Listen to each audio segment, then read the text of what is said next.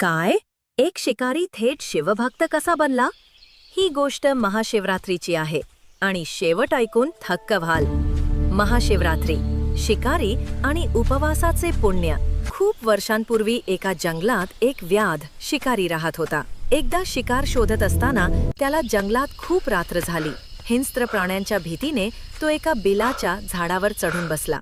त्या झाडाखाली एक शिवलिंग होते, पण अंधारामुळे व्याधाला ते दिसले नाही. शिकारीला प्राणी दिसावा म्हणून तो झाडाची पाने तोडून खाली टाकू लागला. योगायोगाने त्याने तोडलेली पाने बेलाची होती आणि ती थेट शिवलिंगावर पडत होती.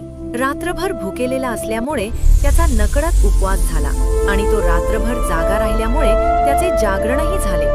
सकाळी जेव्हा तो खाली उतरला तेव्हा भगवान शिव त्याच्यावर प्रसन्न झाले. व्याधाने विचारले, मी तर शिकारी आहे, मी तुमची कोणतीही भक्ती केली नाही, मग तुम्ही प्रसन्न कसे झालात?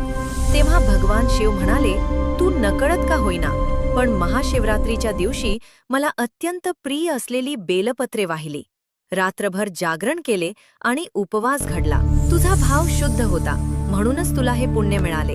त्या दिवसापासून व्याधाने हिंसा सोडली आणि तो शिवभक्त बनला. तात्पर्य: भक्तीमध्ये रंगापेक्षा मनाचा भाव आणि समर्पण जास्त महत्त्वाचे असते.